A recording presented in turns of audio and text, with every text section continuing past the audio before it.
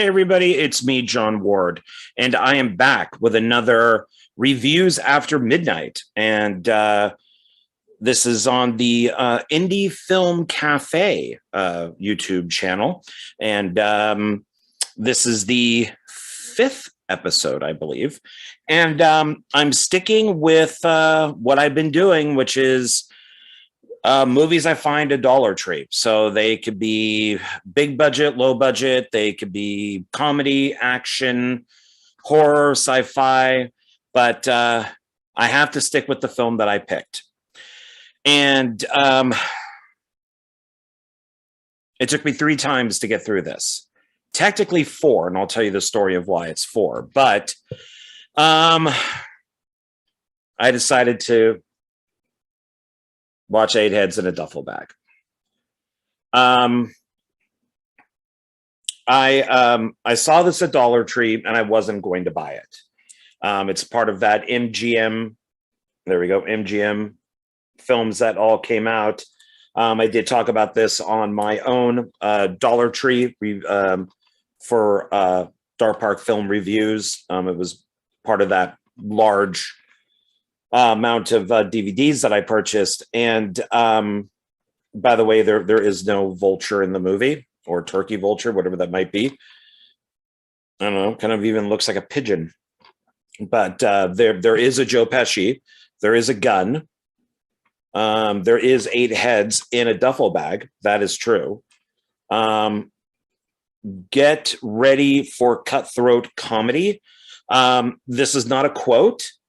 And I've said this before, that I will be the judge of that type of thing as I'm watching the movie. And yes, there is cutting of throats because there are 8 heads that are removed from bodies. This is not a fucking comedy. So basically, I picked it up thinking, you know what, I'm going to give this a second chance. Here's its side. I'll show you. I showed this last time, and then here's its back. There's no special features. It's a no thrill DVD. It's got the boring inside.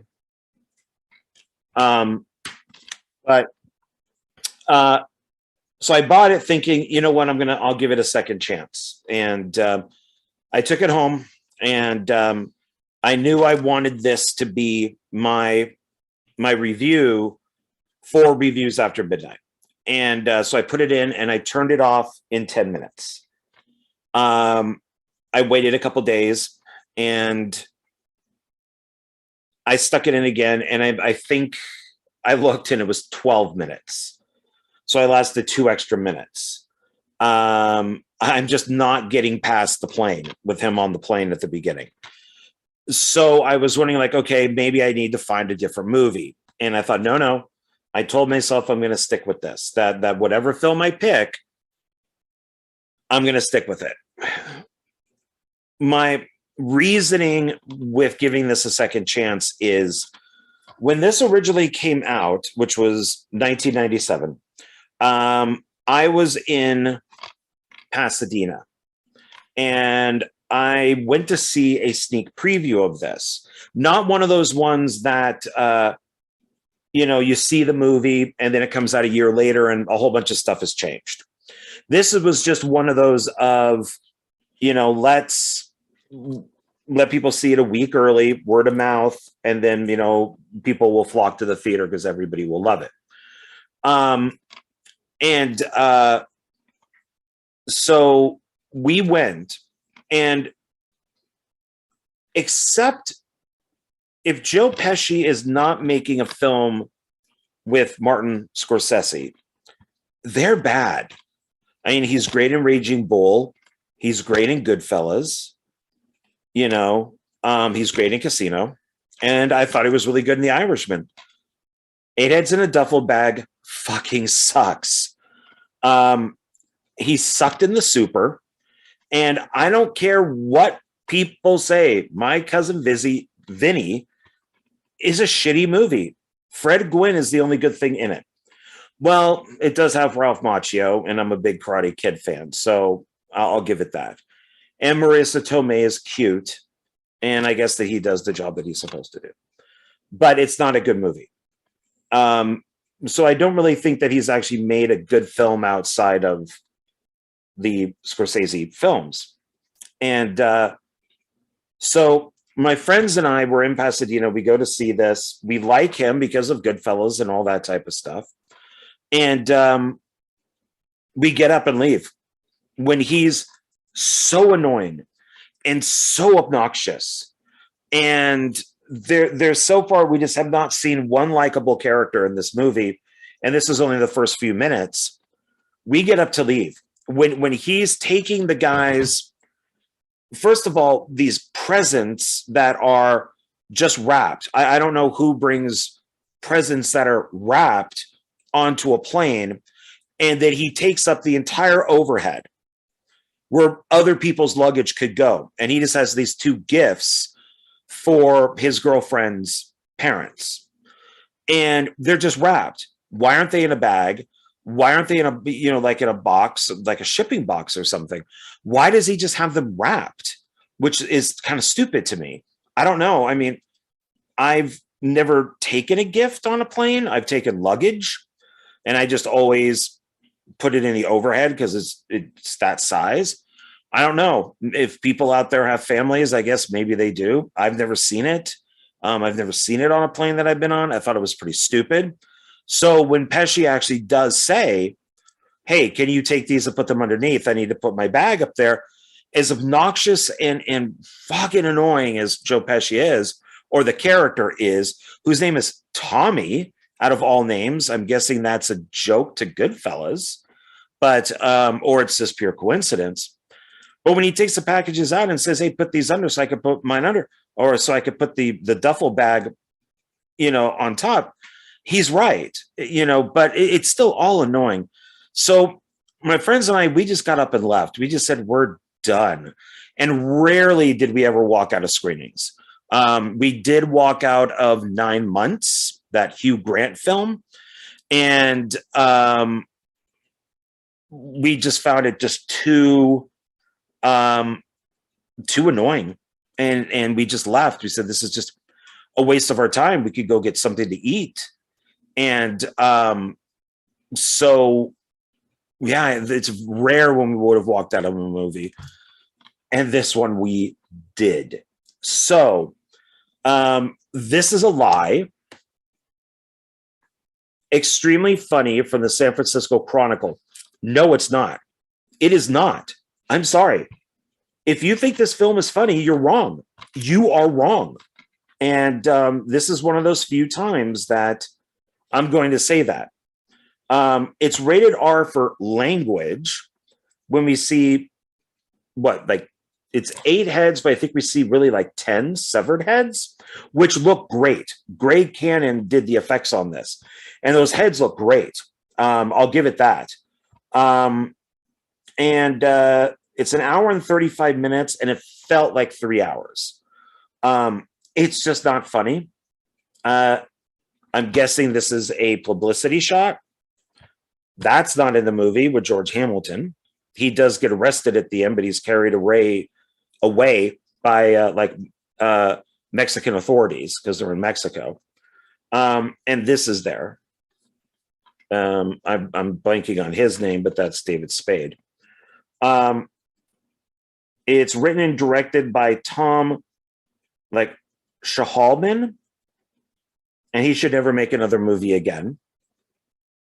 I'll have to look him up. I have it actually up here. We'll look at what he's done. But it's also got Kirsty Swanson, who, of course, I love as Buffy and Buffy the Vampire Slayer. She was awesome as Buffy. I like her better than Sarah Michelle Gellar, even though I love Sarah Michelle Gellar too. But I don't know. She to me is the original Buffy. So she was great in Buffy. I liked her in The Chase, Deadly Friend. And of course, she was amazing in Playboy. So, what can we say? David Spade is in this. He's kind of annoying. I've never liked David Spade. I did not even like him when he was with, Chris Farley. It was just an odd, weird couple. They just weren't funny to me. Andy Cumyo is the lead. He picks up the wrong duffel bag. Well, actually, he picks up the wrong duffel bag. And then Andy, who's Kirsty Swanson's boyfriend, picks up the other one with the heads in it. He's not funny. I don't know why he was picked for this. I cannot believe for a second that Kirsty Swanson would be dating him. She could probably get any guy that she wanted, and she's picking him. I don't get it. He's kind of goofy looking. Yeah, so I don't know why. I did not like him. I don't think I've ever seen him in anything else. He kind of looks like a melted Tom Hanks in a way. And yeah, I just didn't like him. I just don't know why they picked him. George Hamilton, of course, is always good. And Diane Cannon, who I normally like, does nothing but scream and freak out and be over the top, and is just annoying. Music supervisor is Happy Walters, and that's fine. But yeah, I just don't. There's nothing really interesting about this at all. So let's read the back here. I read this on the other video, but let's see what they have to say about this extremely funny film. Extremely funny film. So the producers who brought you Dumb and Dumber and stars Joe Pesci, My Cousin Vinny, sorry, not funny, Kirsty Swanson, Dude, Where's My Car? I'm sorry, I would have put Buffy. Okay. And David Spade, Just Shoot Me. That's fine. Offer up this deliciously dark and wildly hilarious Gene Wolfe's Hollywood black comedy that will leave you rolling with laughter. No, it didn't. No, it did not. These people are paid. They're paid. They're paid to say this. I'm sorry. So it says, Hitman Tommy Spinelli, Pesci, has 24 hours to deliver a bag of 8 former associates to an angry mob boss in San Diego. But when a fellow traveler, Charlie, Andy Cuyumo, I'm not sure, mistakenly takes the bag, the heads go to Baja, ... and Tommy just goes ballistic. That he does. He destroys many phones in this movie. While the hitman desperately tries, and he's not really a hitman, he does not kill these people to get the 8 heads in the duffel bag. He's just like the delivery guy. He's the driver. He's going to go from, like A to B to drop off this bag to a mob boss. And I think he says he paid something like $30,000 to have this done and to have the heads. So he's not the hitman. He's the delivery guy. So that's a little, yeah. Let's see. Tommy just goes ballistic. Okay. While the hitman desperately tries to find Charlie, Charlie desperately tries to find a way to get the bag's horrific contents, 8 heads in a duffel bag, back across the border because they're in Mexico. They're taking a trip in Baja, across the border. Who's gonna wind up with the heads? Who's gonna wind up with the heads? It does say wind right there, W-I-N-D. So it should be who will wind up with the heads, but it is wind. I do have problems reading stuff because of my dyslexia, but that's definitely wind. And this is MGM, so nobody proofread this. Wind up with the heads. And who's just gonna lose his? In this case, it could also be hers because there's men and women that are involved in this. Only one thing's for sure, dot, dot, dot. They'll both have to use their noggins, get it? Noggins, heads, to get out of this one. So that's what this is about. So, yeah, this is just not good. I will probably keep it just because it's Pesci. Pesci does look good in it, though. He does look like this. This is accurate. I think that he is good. He's thin in this. He looks good. He always plays a great like mobster. And I'll give him that. He does a good job as that. All these people are only doing what the script tells them to do, which is the writer's fault and the director, because it's the same person, written and directed by that Tom Schulman. So they're just doing their jobs. David Spade looks a little ad-libbed. Diane Cannon is way over the top, so she's probably ad-libbing that a little bit. But and this is also one of those cases where if people just spoke to one another, and I know he's with the mob, so he probably can't say much, but if they did just speak to one another, things probably would have been solved much easier, which means that the film probably would have been 20 minutes. But there's a scene at the airport when Pesci or when he realizes that he's got the wrong duffel bag. So inside the other guy's duffel bag is like a manuscript that has his phone number on it, which so he calls it, which goes to a fraternity house where David Spade and this guy are at. And Pesci says that he's like a friend of Charlie and needs to know where he's at. In this case, I think even if he is with the mob, he probably could have just said, not his name, we'll just say his name is Steve, and just say, hey, my name is Steve. Charlie accidentally got my luggage, and I'm calling the number that I found in the duffel bag. Can you please tell me where Charlie is so I could get a hold of him to get my duffel bag back? And that might have solved stuff. Now, granted, we did find out later on that these two did not know where Charlie is, which I think is completely unrealistic. That Charlie, I think, would have left them, his roommates, and they all seem like they're friends. He would have left them in a phone number and an address. In case of emergency, this is where I'm at. And he didn't. I don't think that that's real. I'm going to take a drink of water here from my Kiss by Monster mini Kiss by Monster Mini Golf Las Vegas. Yes, this is a mug from a mini golf course that is dedicated to Kiss. It's all about Kiss.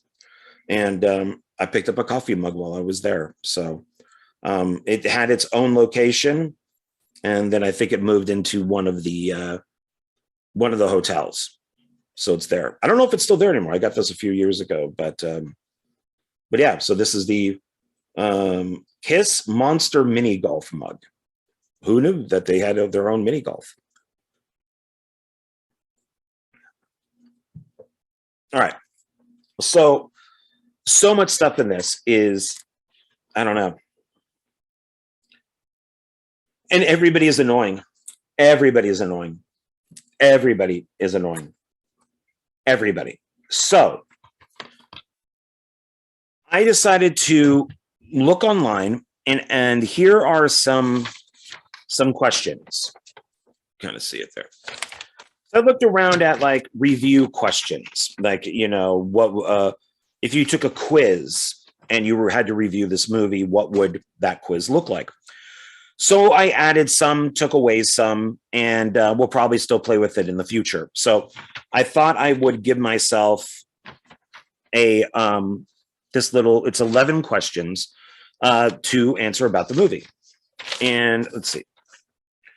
So the film title is 8 Eggs in a Duffel Bag. That's the first question.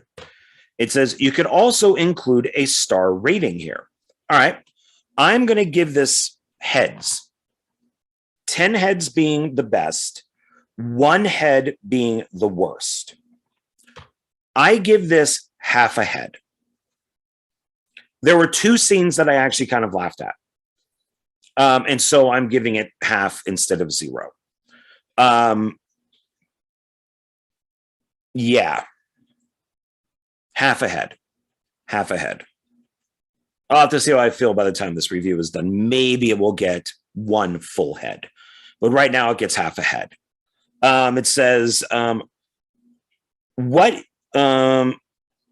you experienced. What did you experience from the film? Anger, kind of, boredom, thinking that I would laugh from something that wasn't funny. It's also kind of racist in a way too, with some of the people in this. So what did I experience from this film? Something I should have already known, but a total letdown. So the genre, what type of film is this? Well, it's meant to be, according to this, a comedy, and it's allegedly extremely funny. Does it have a message? Yeah, clearly. Do not hire this writer-director again. And do not rent this movie again. Once was enough. That's its message. So if you want to look deeper, it's basically the guy does point out, and this is one of the things that I laughed at. Charlie does point out to Tommy, why would you have such a large duffel bag that wouldn't fit in the overhead? And then the stewardess would say, you have to move it. And that's another stupid thing, is that a guy comes onto the plane at the beginning with organs, like donor organs, and they're in like a big red plastic container. And she forces Tommy to take his bag out. So this box that's probably no bigger than my laptop would fit in the carry-on, or the thing over. And I don't know, whatever you call it, the carry-on compartment. And she's like, well, this won't fit up there. You have to have it just put into, you have to go check it in. It fit. It fit fine. We see him put it in. It fits fine. It's probably bigger than what my suitcase would be, but it still fit fine. You see all these other overhead compartments, and they could have tried to fit those organ donor parts in another one of those overhead compartments throughout the plane somewhere. But everybody is such a jerk in this movie that's the whole problem, is because she forces him to have to check this. That's where the problems begin. So it's really the stewardess's fault that this whole movie happens, and she should be fired. It's that simple.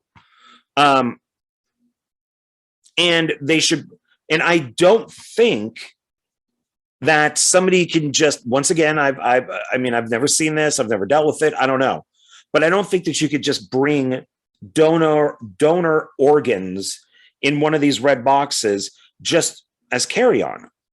I think it probably goes somewhere in the plane where it's safe.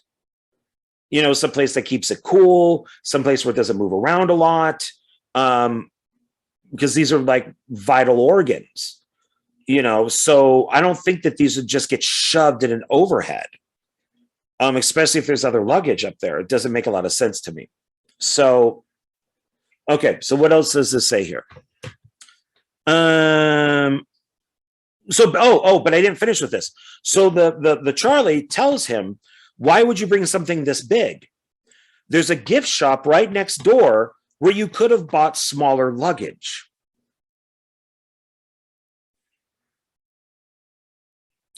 At the time, that made me laugh because it's true. And Pesci even or Tommy acknowledges that, oh shit, that's true. But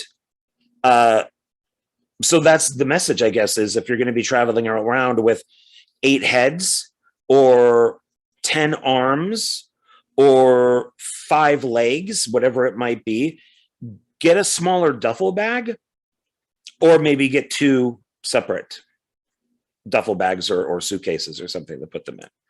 So yeah, so I guess that's doesn't have a message. So I guess that would be the message. The plot. What happens in this film? Well, we read the back, or I read the back. You listened. Does the plot make sense? It does. I mean, they have to go from A to Z, and then they have all these, B, C, D, E, all these experiences and adventures in between to try to get this duffel bag back with the 8 heads. So it does make sense. I mean, it's not confusing at all. It's just dumb. Is it easy enough to follow? Sure. Totally. It's very easy to follow. Is it believable? No, not at all. No.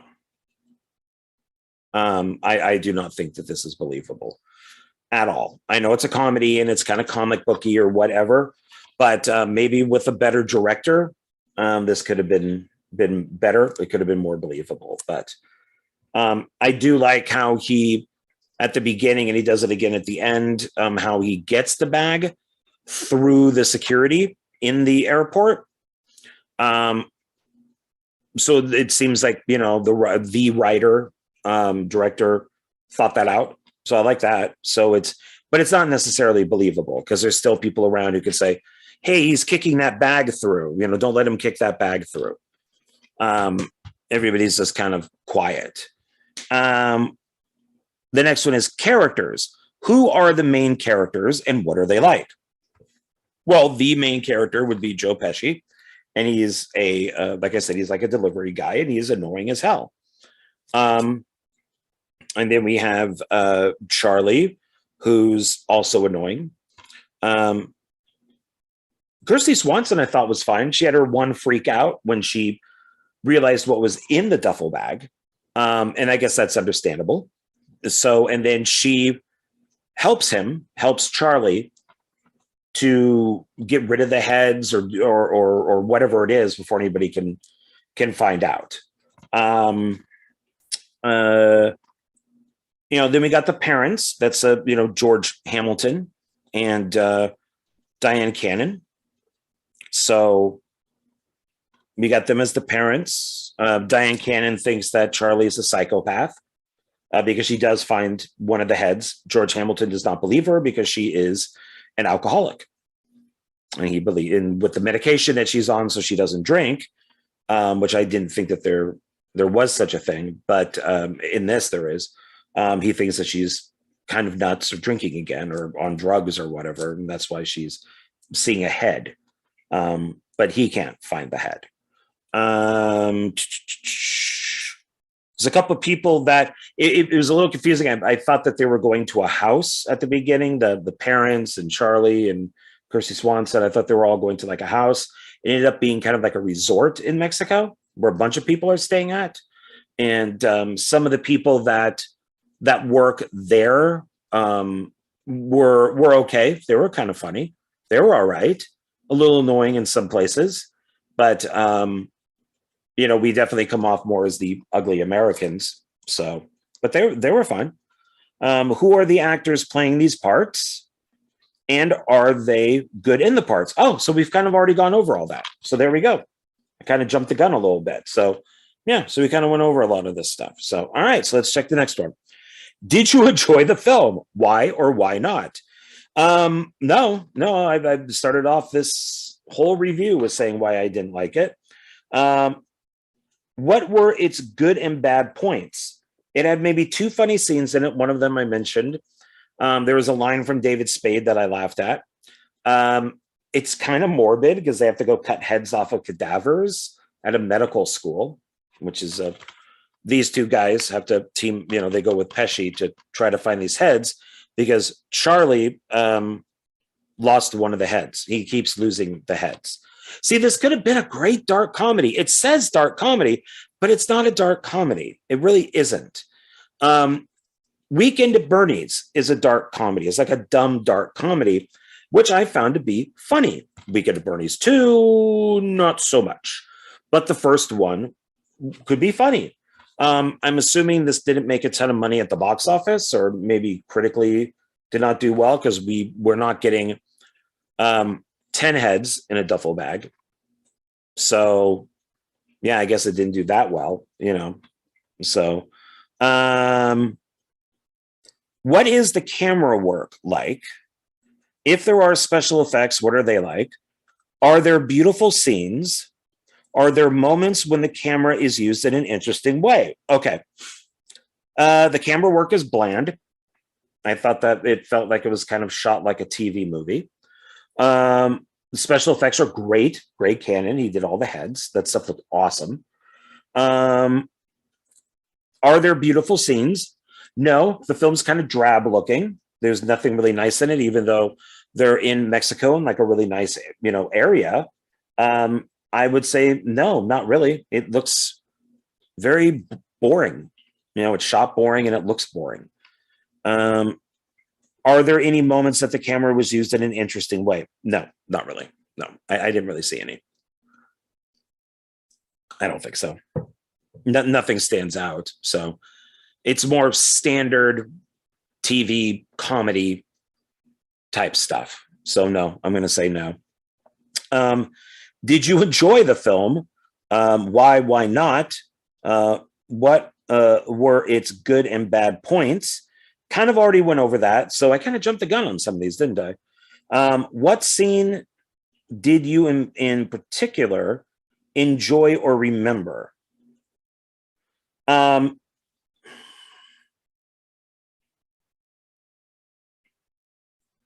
Joe Pesci does have a dream or a nightmare to the song Mr. Sandman. They keep using the same version that was used in Halloween 2, the John Carpenter Halloween 2. And then the heads start singing Mr. Sandman in their own voices, and decapitated bodies come in. They break through these motel walls and try to attack him. And then he wakes up all of a sudden. That scene I liked. I thought that was kind of horror movie like, and I thought that was okay. I actually liked that. For its time, the green screens and stuff that were used, it did look great. So, but for 1997, it looked good. It looked fine. So that was kind of funny. So maybe there's 3 scenes. All right, we're edging towards one head, maybe. What scene did you particularly not enjoy, and why was it bad? More scenes than scene. I think if people just spoke to one another, these things could have been solved a lot faster.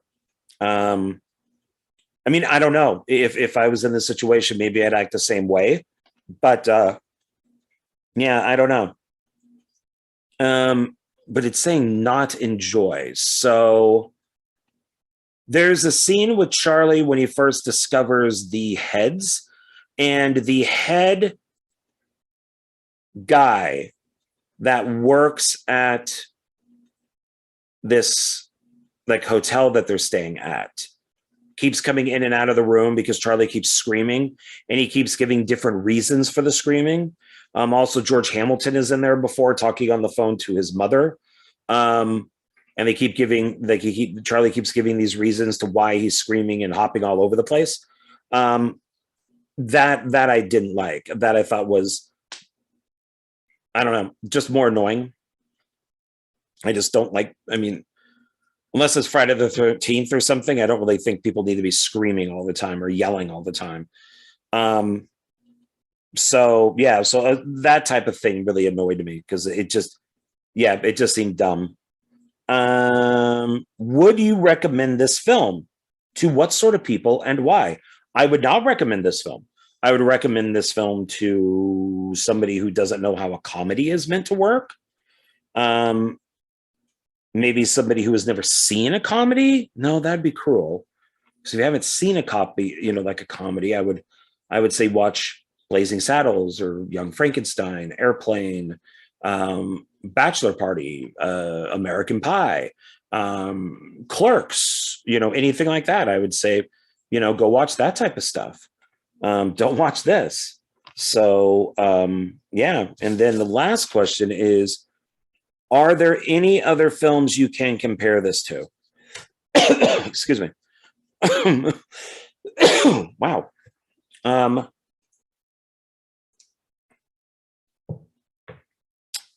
don't know, I guess just dumb mobster comedies. I mean, like Johnny Dangerously was funny. I like that. That was a long time ago, though. Can I compare this to any other films? I mean, if it was good and it was an actual dark comedy, I could maybe think of some other stuff, but no, I can't really compare this to anything, as I just thought it was bad. It's not even like The Room bad, that it's like enjoyably bad. It's just like, God, when is this movie going to be over?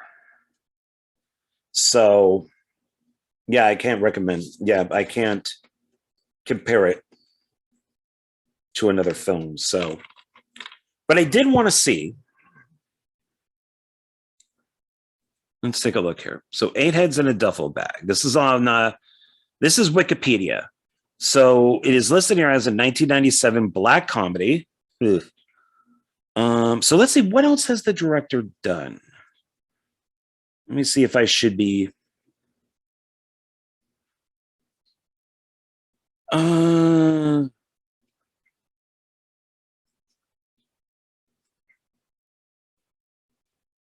Dead Poets Society. What? He wrote Dead Poets Society with Robin Williams. Honey, I Shrunk the Kid. Did a film called Second Sight, which is with one of the Perfect Strangers guys, Belky. Oh God, he wrote What About Bob? Another annoying movie.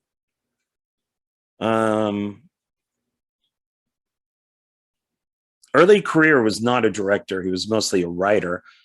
Medicine Man, that's with Sean Connery, story by and screenplay by. Executive producer on Indecent Proposal.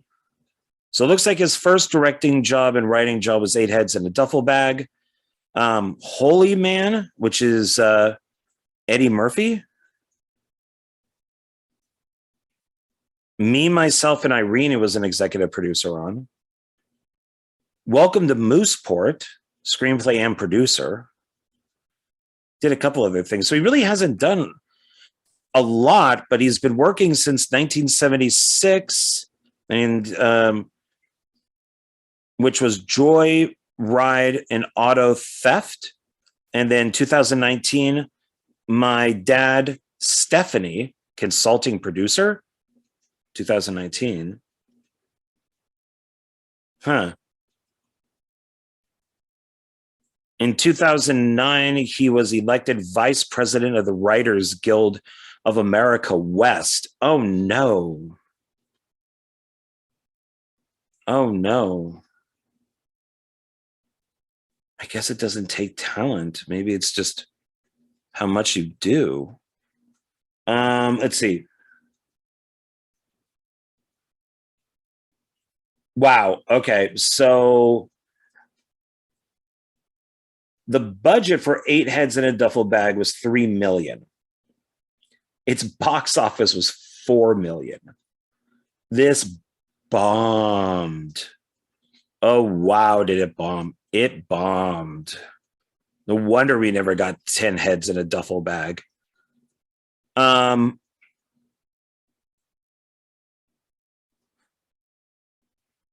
George Hamilton is always one to mention because he did Love at First Bite, where he played, I want to say it's Dracula, but he plays a vampire, but I'm pretty sure it's supposed to be Dracula. It's a comedy. It's very funny. He was also in Zorro the Gay Blade. A film that would never be made today. What else has he been? Let's click on him and find out. I've always liked George Hamilton. Oh my God. Okay, yeah, he's been in like 10,000 TV shows. Quickly here.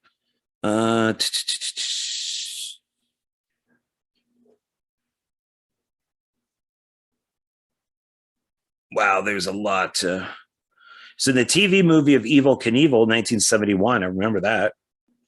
The Man That Loved Cat Dancing, that's with Burt Reynolds. Hey, Happy Hooker Goes to Washington. Love at First Bite. Yes, where he does play Count Dracula. Zora the Gay Blade. Godfather 3. I like Godfather 3. I don't care what people say. I like it. Not as good as the other two, but I still like it. Once Upon a Crime. He's uncredited in Double Dragon. Bulworth, great film with Warren Beatty. If you like political comedies. He's uncredited as himself. Casper Meets Wendy. Crocodile Dundee in Los Angeles. Hollywood Ending, which would be Woody Allen.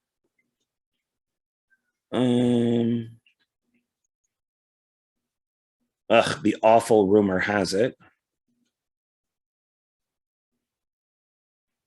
The Congressman with Treat Williams. And a lot of TV shows. There's way too much to go over on that. So yeah, that's. But Pesci hasn't done.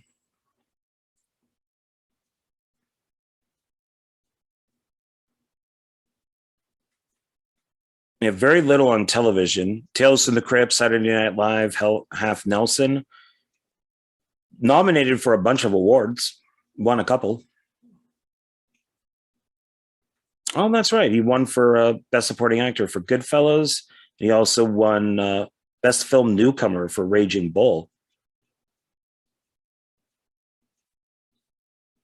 But yeah, Raging Bull, Easy Money. Oh yeah, it was funny in Easy Money. Once Upon a Time in America, great film. Lethal Weapon 2, Betsy's Wedding, Goodfellas, Home Alone. The Super, JFK, My Cousin Vinny, Lethal Weapon 3. The Private Eye is one I've always wanted to see. Home Alone 2, Lost in New York, A Bronx Tale, Jimmy Hollywood with Honors, Casino, Eight Heads, Gone Fishing, Lethal Weapon 4, The Good Shepherd, Love Ranch, A Warrior's Tale, where he does like a voice, and The Irishman. So once we hit 2000, well, really Lethal Weapon 4, looks like he kind of retired, which he did. Because then it was 2006 was Good Shepherd, 2010, Love Ranch. Good Shepherd is just a cameo. And then Love Ranch, he's in A Warrior's Tale. He does a voice. And then he came back in 2019 for The Irishman. So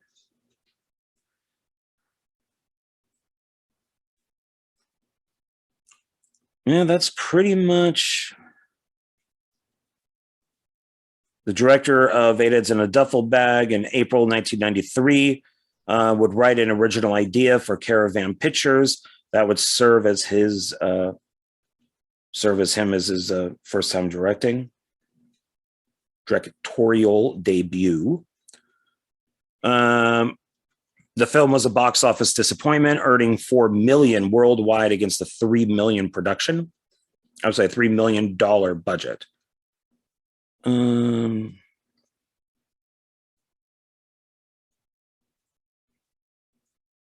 Rotten Tomatoes, it holds a 10% based on 20 reviews, with an average of 4 out of 10. Metacritic, the film has weighed an average score of 15 out of 100 based on reviews from 17 critics, indicating overwhelmingly dislike. Audiences polled by CinemaScope gave the film an average grade of a C out of A to F, like rating.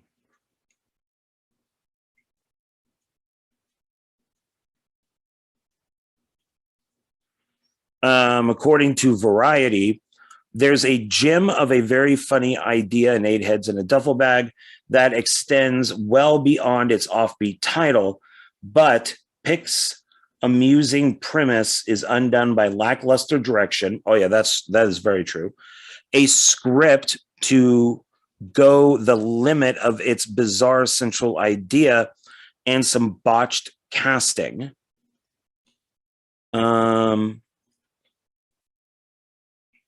The reviewer, who is Leonard Cadley, does have some praise for the makeup work created for the severed heads of the title.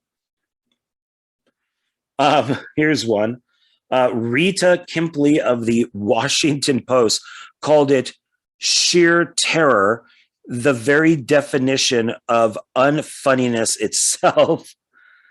Entertainment Weekly, Bruce Fretz, yeah, maybe, gave the film a rating of F, the further stating that it aims for dark farce, but ends up playing more like Weekend at Bernie's. So let's see, that's 5, 6, 7, 8.